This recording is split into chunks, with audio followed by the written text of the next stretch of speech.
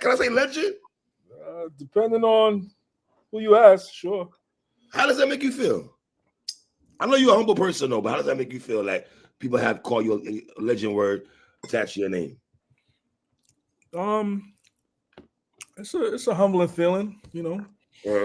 I think we all grew up on hip hop, so to even be mentioned as such means that I've done enough work to be put in that space. There are some people that do call me a legend, and there's others that don't. But you know, the ones that know, shout out to them, and the ones that don't, shout out to them again, right? Right, that's it. Right, Mick, describe your 2023, sir.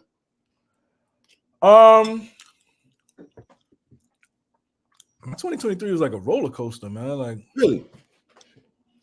Yeah, I didn't realize that the last time I texted you, first week of the year, I was in Rolling Stone. Facts. That's dope. That's how we started the year. We started the year in Rolling Stone. How'd that feel? How was that? How'd you get that call though? Who called you? Obviously they called you, publisher or somebody on your team. How'd that work? Educate me. They called me. Who was it that called me? It was somebody that called me for it. I don't even remember. Oh, my man, William. His name is William. Okay. William Ketchum. He used to write for Vibe. Okay. He just saw what was happening and he was like, "Yo, I gotta do an article on it." We had Billboard come out like maybe the month before, which is December. And then William, I told him Billboard had the exclusive. So he was like, all right, we'll just give it to Rolling Stone second, which is even crazy to even say. Right.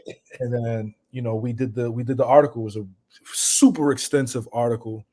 And from there, you know, we kept rising and rising. We had the graduation in February with Bun B as the commencement speaker. Crazy. And then we started moving forward with the school, kept it going, ups and downs, tribulations of a business. And then, you know, I was like, I didn't put any music out this year, maybe one song. Right.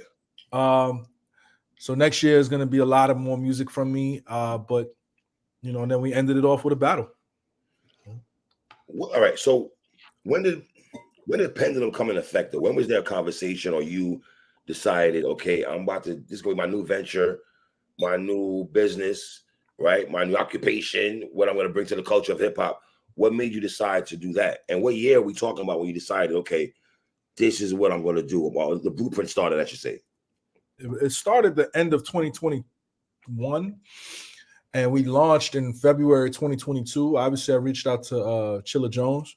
Right, I shout out Chilla.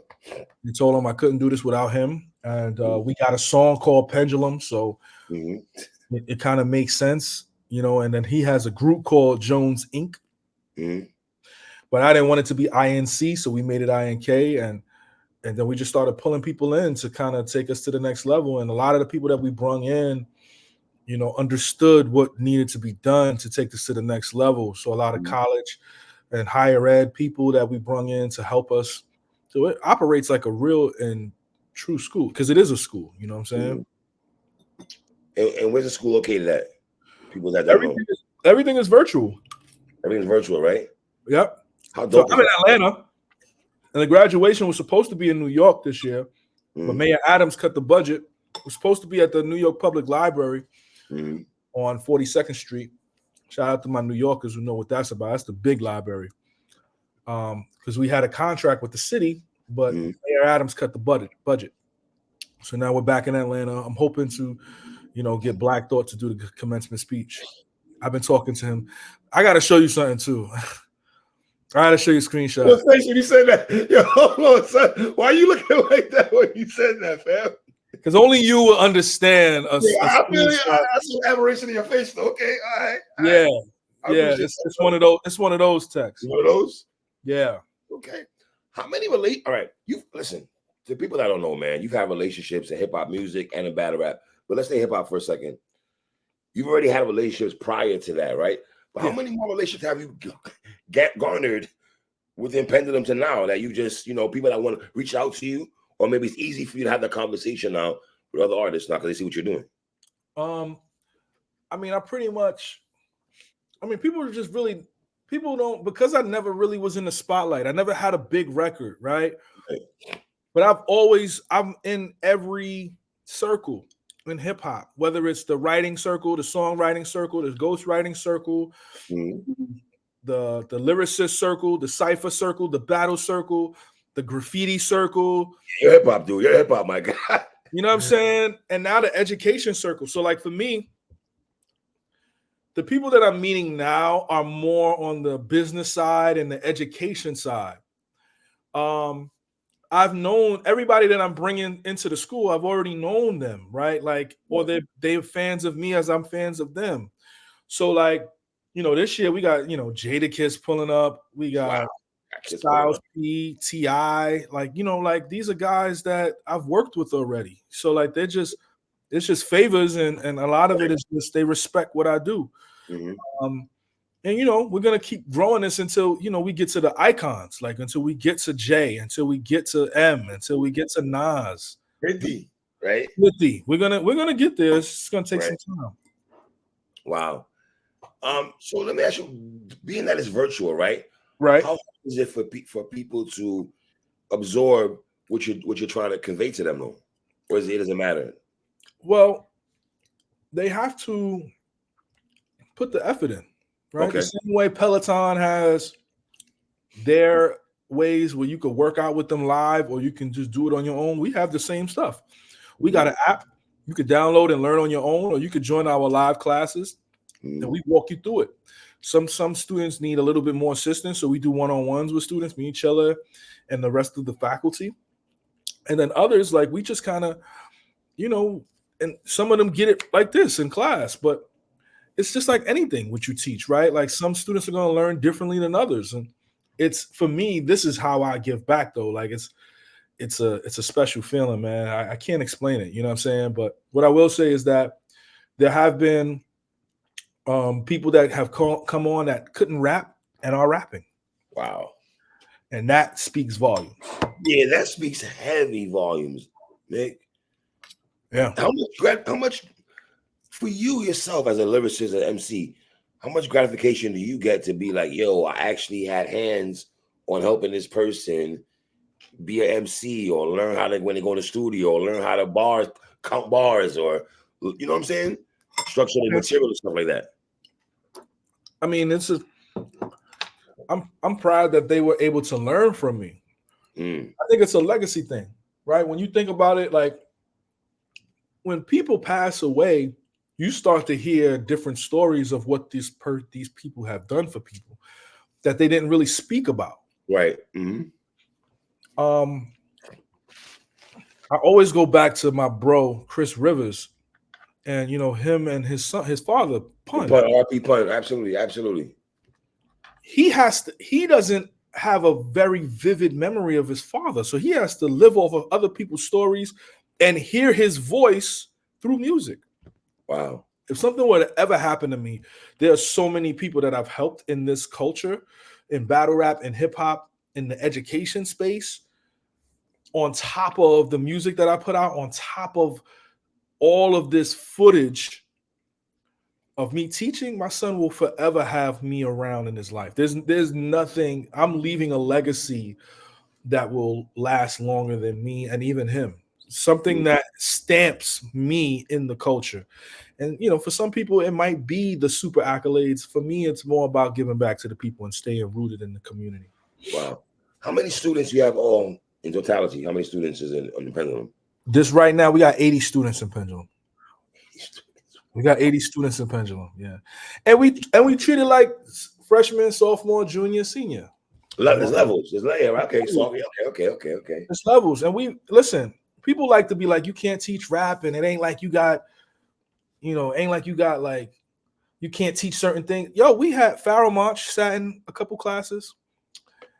Shauna sat in a couple classes. I see Shauna, jazz and rap, I think also. Yeah, no, they were students. Rockets Monster was a student for a little bit. Really? Helter Skelter? Yes, bro.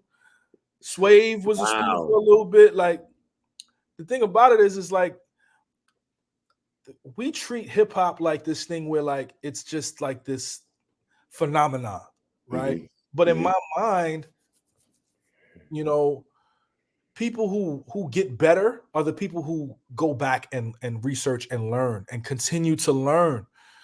I'm learning from my students. I'm learning by even the breakdowns that I'm doing every day. Like I'm listening and pinpointing and figuring out what they're doing and how they did it. Like that's a learning mechanism. And the people that be like, you can't teach it, you can't learn it, that's ignorance, bro. That's the reason why quote unquote hip hop is where it is right now. Is because people saying ignorant stuff like that. Like everybody needs help. And I feel like, you know, I'm in a position to do that. I've been doing it for 2 years now. We're approaching our 3rd year. And the OGs respect it. You got to look like Black Thought. If he can't make our commencement speaker for 2024 in Atlanta, like my backup is Ludacris, Young Jeezy, Killer Mike. That's the backup. That they respect me at that level. The backup, son. That's the backup. Like I don't. That's why it's like, if the OGs are saying to me, I wish I had this when I was younger, why am I going to listen to a hater saying you can't teach this? Absolutely. Facts. You know what I mean? So that's where I'm at with it right now. Do you wish you had something like this when you come up in the 80s? Hell yeah.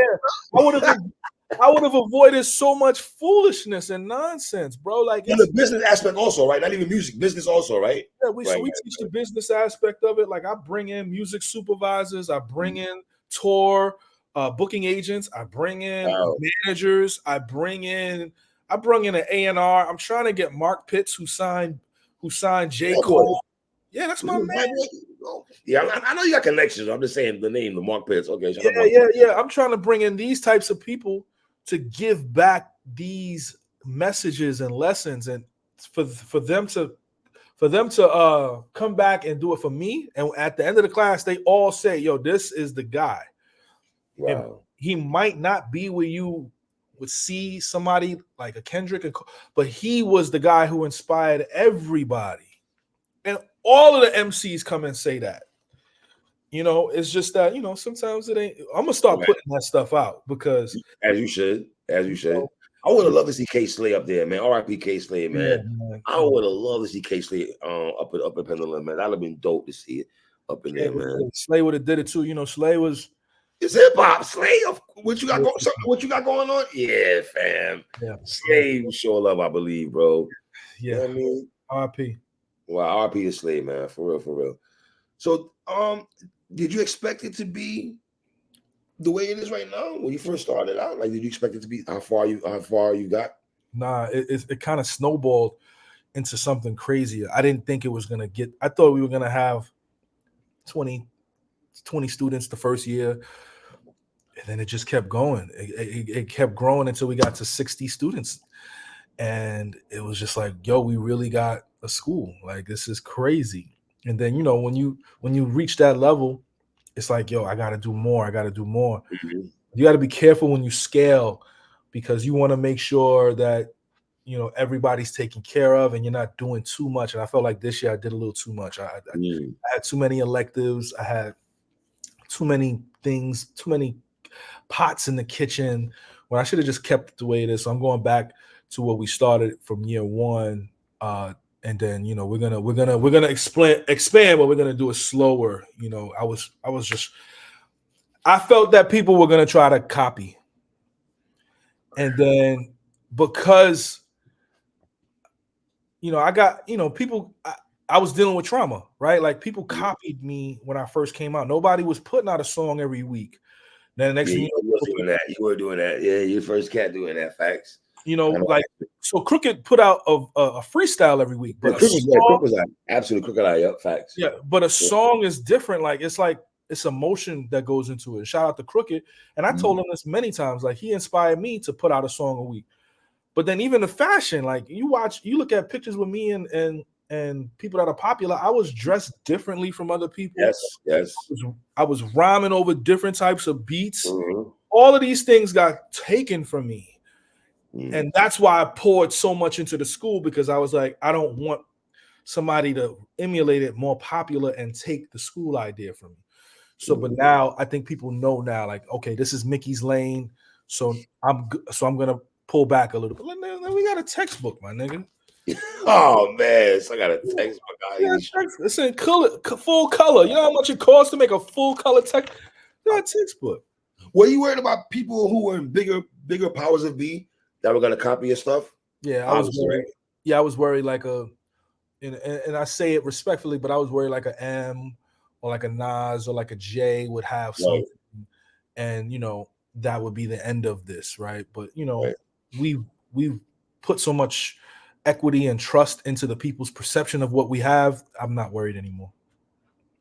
Okay, let's go here, man. How did you and Verb? How did this happen? How did this happen?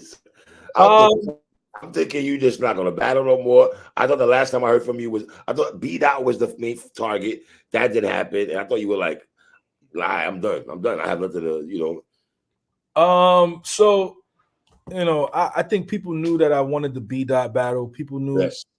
Well, he wanted the battle. He told me that numerous times in interviews. He wanted to battle. He battled you. So he wanted it first. He was shooting at me in the Verb battle. So like. When he battled King of the Dot, right? When he battled him on King of the Dot. That's right. He wanted it first. And I was kind of like, I don't think he's ready yet. And then when he did the rooftop situations, and then he did an interview, said I would be his dream battle. I said, okay, let's do the battle. Because now, not only is he getting better, he shook deluxe comparisons. I didn't want to use that as an angle. He had a lot of popularity. He had a lot of momentum. And I said, all right, I'm going to take this battle. Bdot heavy, man. Big Bdot fan. Yeah, no, I'm a big Bdot fan. I'm very sad that he's not even that he didn't announce, he just left. It's a music thing too. Like I like his music. Like I bump Bdot's music. Is there similarities between you two? I would say so. Like there is like there's this knowledge portion, there's this lyricism portion, there's this care about the craft also. Yeah, it's the care about the craft. Right. And he's extremely talented, and he'd say the same thing about me. Like, and he felt that people compared him to Lux, and obviously he did want the Lux battle, but he was like, this guy is gonna push me to be better. You told me that. Push me to be the best version of him.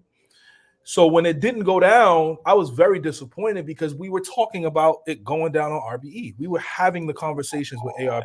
We were having. His thing was he didn't want to do it in a room, and I'm like, all right, we could do it on the roof. Were you okay with that? Yes, I was okay with it being on the roof of Believe Hall Music. I said we could do it on the roof and show it to the people. We can shoot it and then show it live on PPV. Like that was. Were you shocked that he wanted that though? How he wanted a battle, no crowd or nothing like that. He didn't want a crowd. Were you shocked though? A little bit. I mean, I think he got accustomed to the roof. He just wanted to rap, which I understand. I didn't want my last battle to be like in front of a crowd, but for Dot, I was compromising. I would have did it on the roof for Dot. But I said what I said during the Los and Daylight battle, and then he went and said, do it on Smack. And that was the end of it. And then he started battling, and they gave him all of these names after me. They gave him Suge. They gave him Suge too, I think also. Yep. And then he just, I guess, it's still, you got to remember, he's a man of integrity.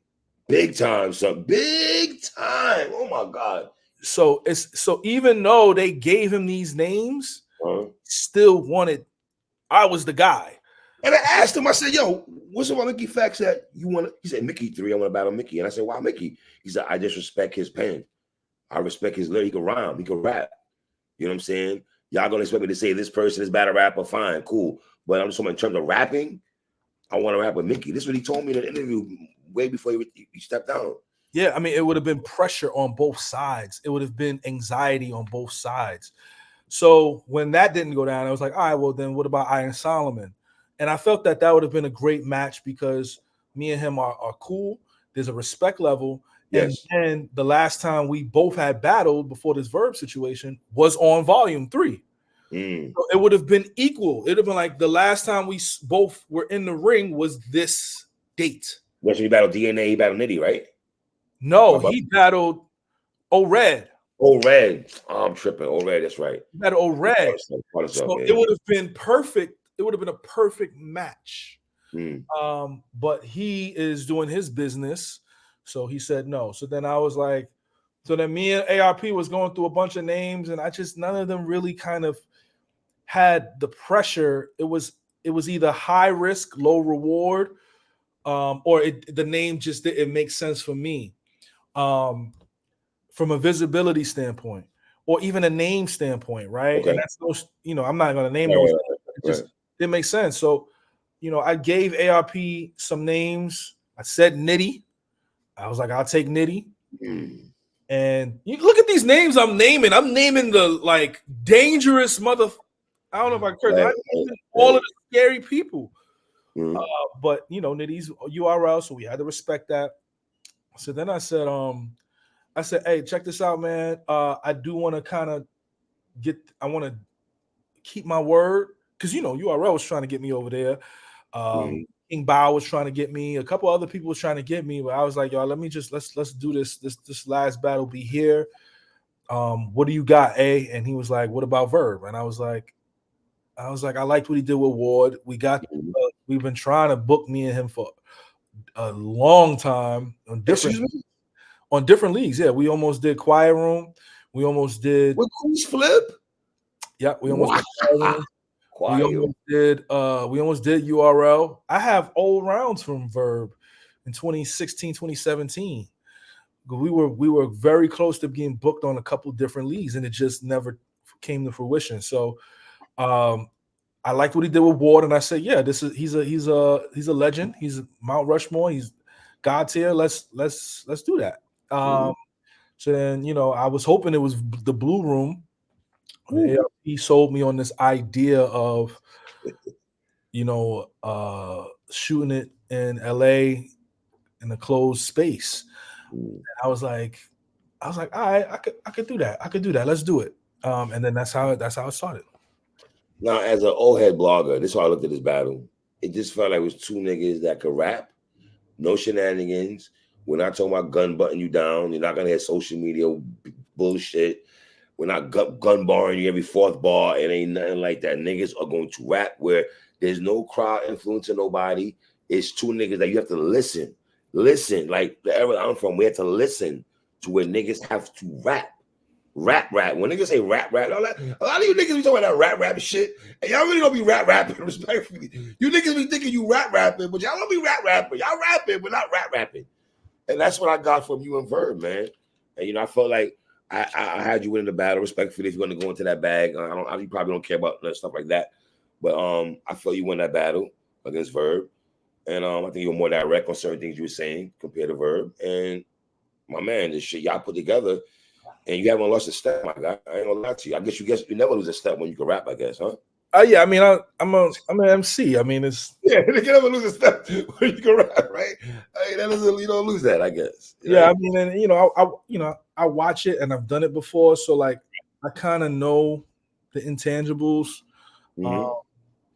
So for me, when it came to the Verb situation, I was like, only thing that was running through my mind was, I might get an animated Verb. He's not really an angle guy. No. He's more of a momentum lyricist. So I said, if he has bars that you can act out, I'm in trouble. So that's why I performed the way I performed in the battle. That was really the only thing that I was worried about when it came to Verb, that if he has like a guitar bar or he has, a double back like a camel, I was worried about the performance of those bars. I wasn't worried about what he was writing at all. If I'm Verb, I hear that. Is that a slight on my guy? Would I feel slighted by a comment like that? Nah, I mean, that's not a shot. Nah, it's not a shot. It's not a shot. I think That's not a shot, Mick. It's not a shot because Verb would probably say, I had to worry about there's things that you got to worry about when it comes to me. Like you got to worry about the shit I'm gonna say, like the potency of what I'm gonna say, the layering. Like he's not gonna worry about me performing. I'm not worried about I'm not worried about his writing, and that's not a slight because as MCs we're supposed to feel like we're better anyway. Right. I wasn't worried about the writing because the only version of Verb that I was ever afraid of was 08, 09. That's not a slight, sir. I've said this to him millions of times, so he knows how I feel about that. He knows that when I was on the cover of Double XL and he was battling Hollow and he was battling SB, I was scared shitless. I was scared. I was afraid to death and I wasn't even battling. I was like, this guy is really, really good. But if that version is not showing up, there's nothing for me to kind of be worried about. What's your favorite round? Mine? Third? It's probably the third round. Why you say that? I'm not surprised. Why do you say that though? I think in the third round, the way I wrote it, let me say this. I let Jazz hit my first round. You had a Jazz hit the first round. I let Jazz hit the first round, and she was like, "This is a beatable round." That's the round I have Verb winning that round. Yeah, but she said because it's a beatable round, it doesn't mean it's bad. She said if you have an incredible first round, you're not only battling your opponent, you're battling yourself. Because you got to write up. Okay, you're right. Absolutely. Right. So she said it was beatable, and she told me that I needed to do a little bit more current stuff. So I edited it up, and I felt that it was a good, solid round, but every round got more and more dangerous. So my favorite round is the third round because I just touched on different topics. You didn't know where the punch was going to come. You didn't know what to expect. I personally feel like for me, it's a clear 2-1 or a gentleman's 30. For me, that's just me.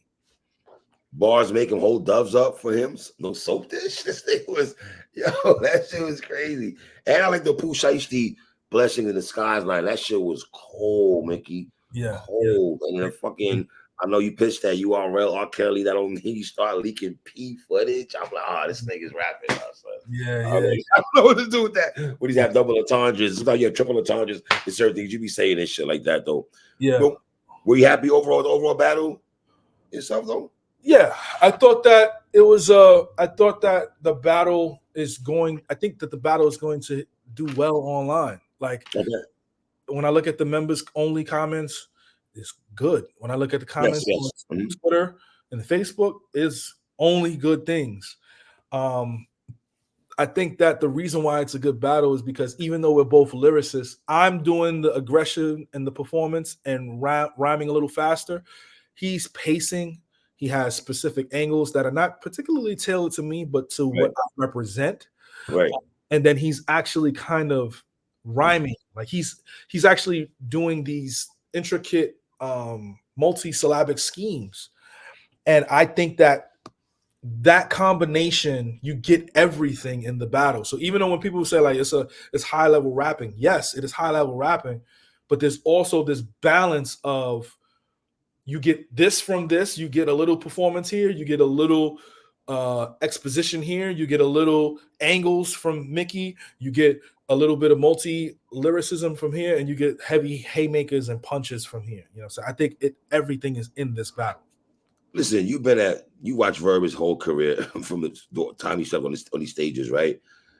How much has his style changed, in your opinion? I think that over time, he has gone from this.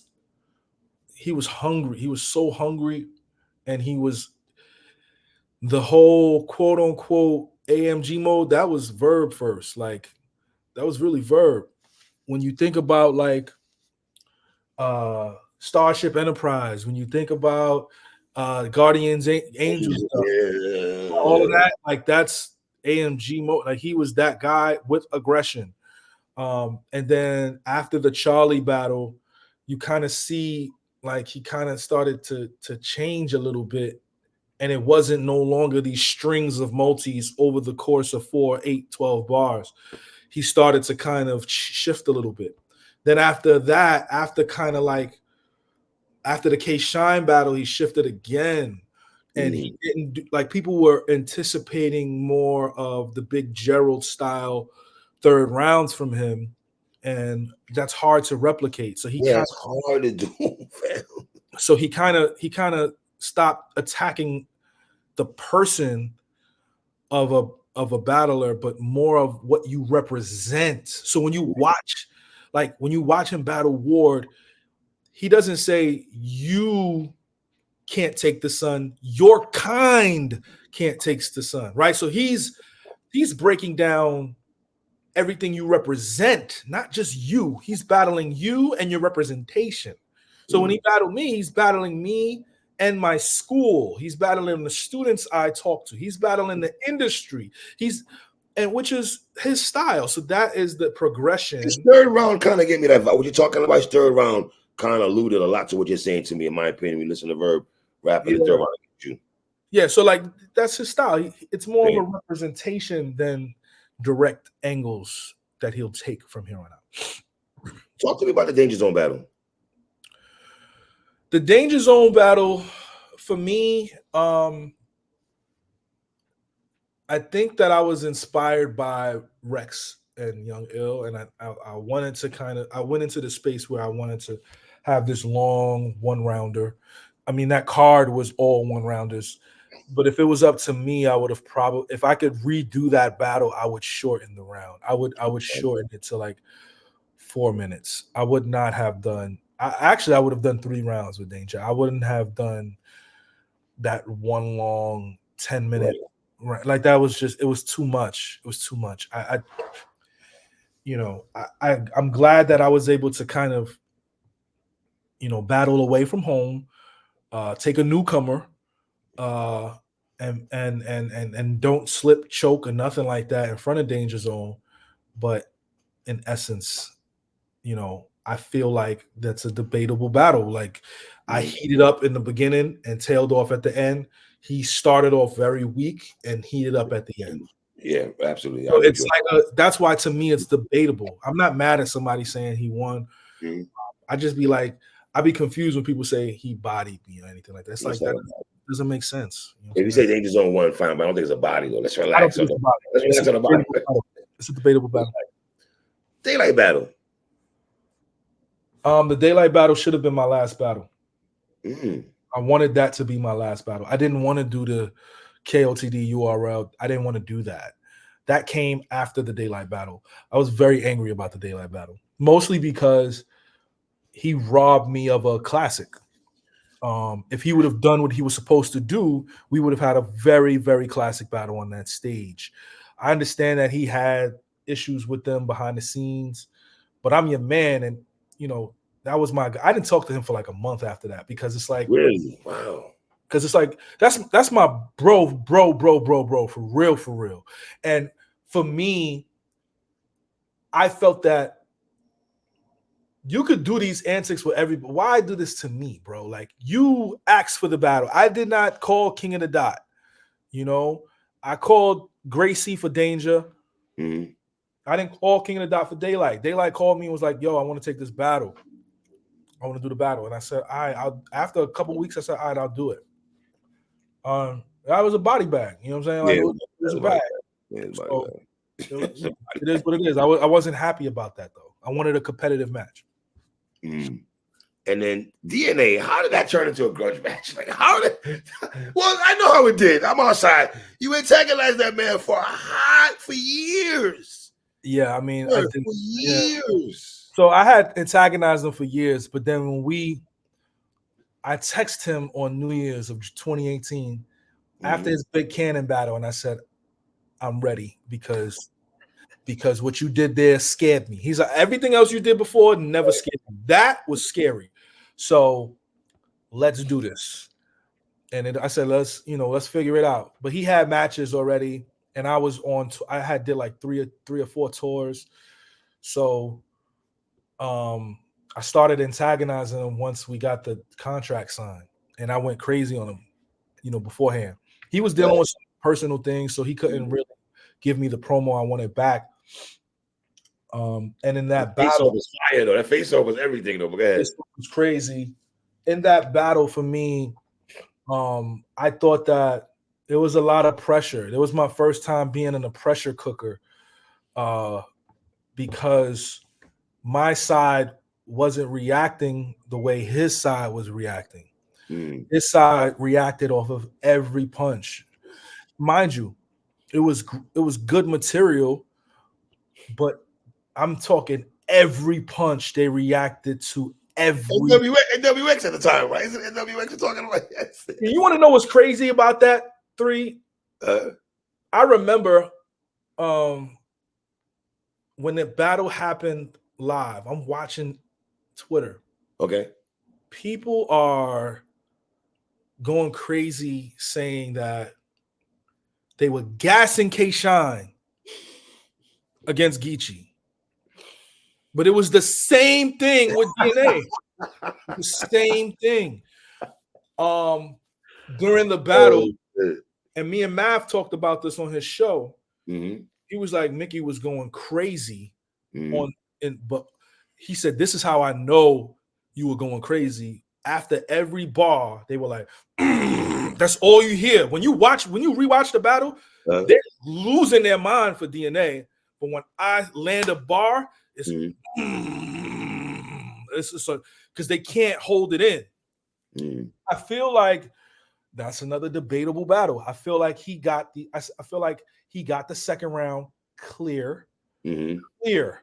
I feel like I got the first round clear. Like I feel like I'm better than him. And I think the third it's close. Like, because you got to remember the reason why we battling is because of Clips. Is because of the Young Ill situation. He didn't address it. He was able to talk about his battle rap accolades in the third round. If I talk about my accolades, people will look at me like, they'll be like, then why? That's the reason I had to win in the battle, though. It's a double-edged sword. It's a double-edged sword. I can't go in there and talk to him about my accolades because battle rap don't care. They only care about them, right? So I'm not mad at people having him win 2-1. It's the 3-0 body bag. I got that's just like, all right, you guys.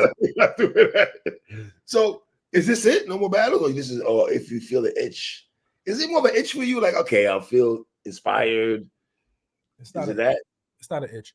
I might do one more with with ARP. I might. But again, it got to be the right opponent. It got to be like a Mount Rushmore God tier kind of guy. It got to be Iron. It got to be Bdot. It got to be like an Arsenal. It got to be like a B Magic or Rum Nitty. Somebody like that. Like if it's not those people, then no, I'm not coming back. You won't see me back. Okay. Real quick though, give me your top 5 battles that you've seen live. I know it's probably hard for you because you've been here since the essence of this shit, and you see all the golden classic battles. We don't have golden classic battles anymore, part of the stuff. But you've been through the golden era of battles of this era. I would say Jones and Mook. Okay. Oh, you in the building for that? I'm in the footage. Am I bugging? I'm in the footage of Jones and Mook. You got to move Mook side in, right? I was in the middle. Oh my! I gotta go look at that again. In the first round, I'm right in the middle. Me and my brother, we in the middle. Okay. My brother managed Big Crit right now. Shout out to Dutch. We were in the middle. So that's a definite one. Clips and X Factor in the building was outrageous. Clips and Tay Rock. Part 2? No, the first one. At Lions Den? Yeah, that was. You barely see. If you want to battle rap, this is the nigga to talk to. He's seen it all. That was live. That was crazy. Lux and Cal live was unbelievable. And another one that was crazy live. Chilla Jones and JC. Yeah, you and Mook. Yeah, you and Mook and Norbs. I see y'all in the cut right there. Absolutely. Those are incredible to me. The best ones. You and Lux never had a conversation about battling? Nah. I don't know why that makes sense to me. We never had that conversation. I think I just that's bro. Okay. You know, like I think that Harlem Bronx, I got you. I get it. Man. Yeah. Like I would entertain it, but I don't think Lux would entertain it. And if somebody called, if ARP say y'all got Lux, I would take it. But I'm not rushing to do a Lux battle, if that makes sense. I think that we have a mutual respect for each other. I wouldn't take a Lux battle. What's your take on Mook right now? I can listen to Mook. Let me tell you something. I've been harsh on this man for years, but for that man to be Geechee Gotti, that man to be Tay Rock, I had Twerk winning the battle, right? But it's not like Mook was dope. Let me say this also. Mook beat Geechee, right? But I like Mook's material against Twerk more than his clear win against Geechee.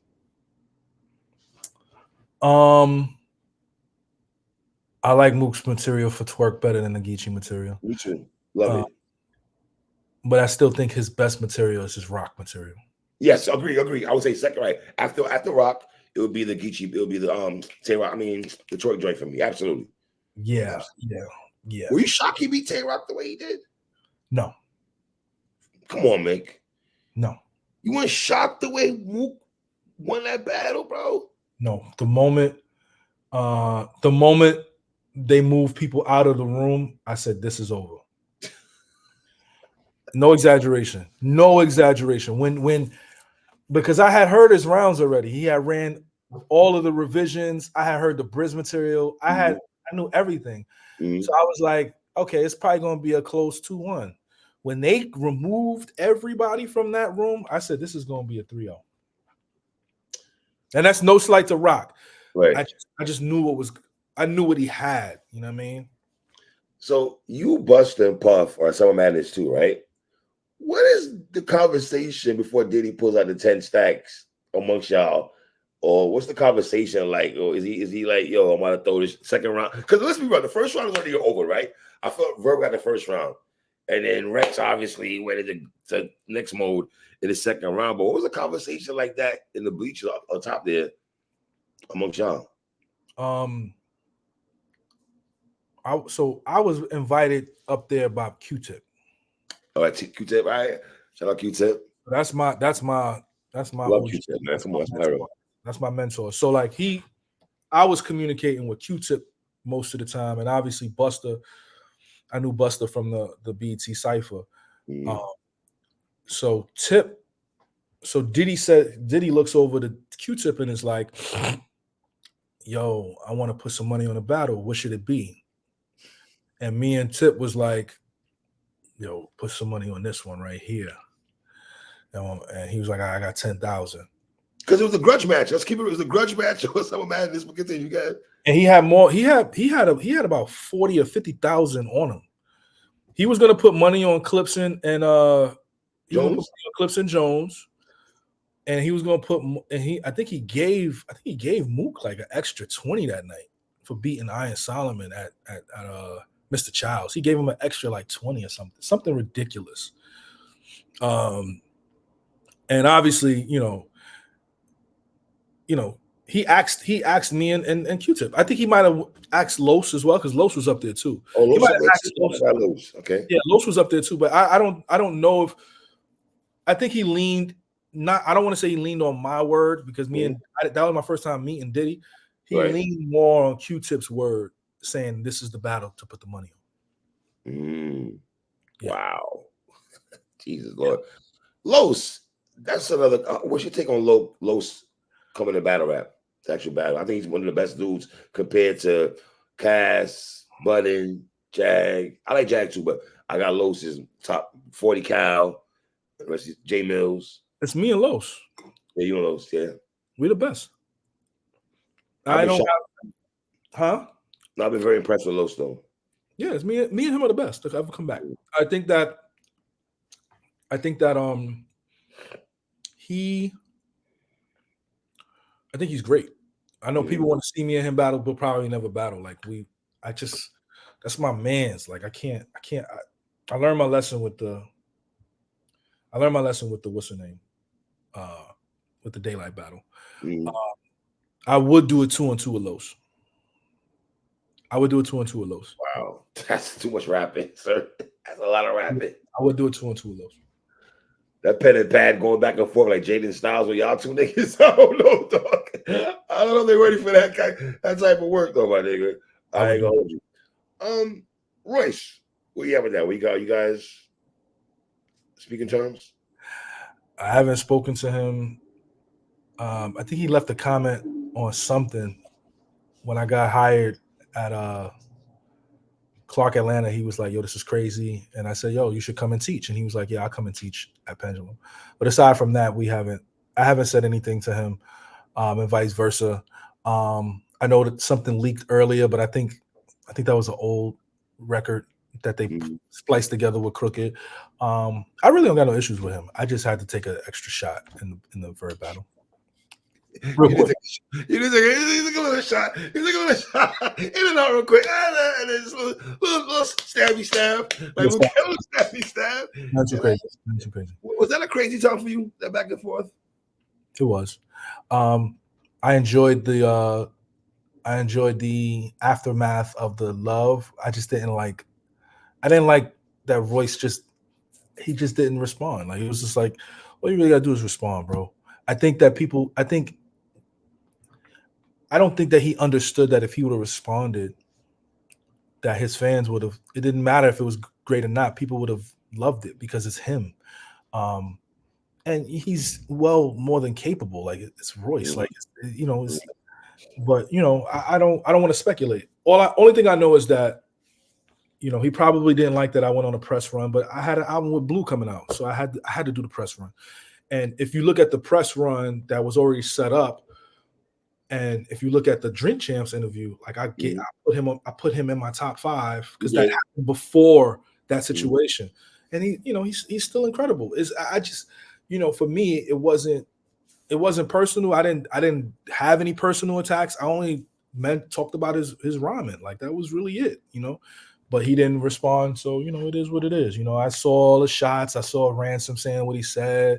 Me and Ransom spoke behind the scenes about that.